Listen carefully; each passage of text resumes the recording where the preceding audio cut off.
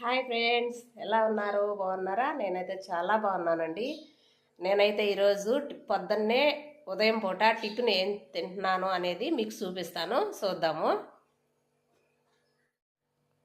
చూడండి, నేను పొద్దున్నే తినే టిఫిన్ ఇదండి. చూడండి, ఇది మనకి ఇక్కడ దొరకదండి. ఈ రొట్టె అయితే మాత్రం ఇది కోయట్లో దొరుకుతుంది. ఇది కోయట్ నుంచి వచ్చిన రొట్టె. ఇది కోయట్లో వేరే వాళ్ళు పోయింటే వాళ్ళు వచ్చా తీసుకొచ్చినారండి. నాకు ఆ రొట్టె అంటే చాలా ఇష్టం, అందుకనేసి నాకు పంపించినారు ఆ రొట్టెలు. ఆ రొట్టెని అక్కడైతే చాలా విధాలుగా తింటారండి. అంటే దాంట్లో కర్రీ చాలా రకాలుగా చేసుకొని తింటారు. నేనైతే ఈరోజు ఆ రొట్టెలోకి ఏం చేసుకున్నాను అంటే, అక్కడ తినేది తేనె జిబున్ అంటే ఏంటి అని అనుకోవచ్చు. చూపిస్తాను.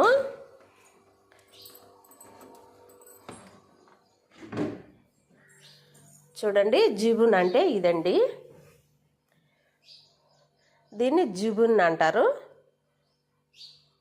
ఇది ఆ రొట్టెలోకి తేనె ఈ జిబున్ అయితే వేసుకొని తింటారండి. చాలా బాగుంటుంది టేస్ట్ అయితే.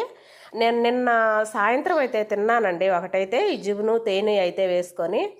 ఈరోజు మనము ఇంకా కోయిట్కి అయిపోలేం కాబట్టి ఇంకా మళ్ళీ తినే ఆ రొట్టె మనకైతే ఈ రొట్టె అస్సలు దొరకదండి. చాలా మృదువుగా ఉంటుంది.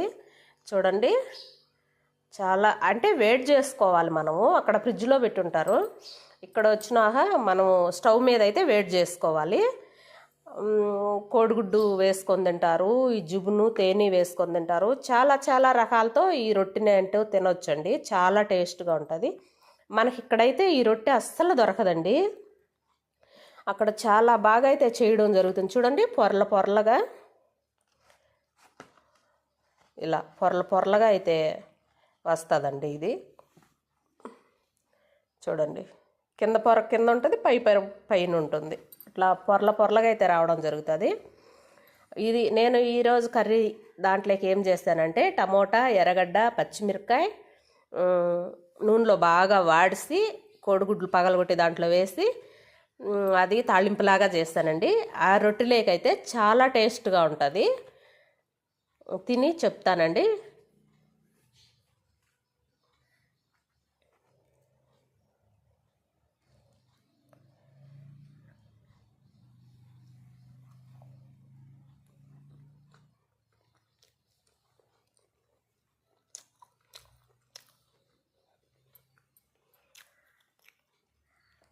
సూపర్ అండి, చాలా టేస్ట్గా అయితే కోడిగుడ్డుకి రొట్టెకి చాలా బాగుంది.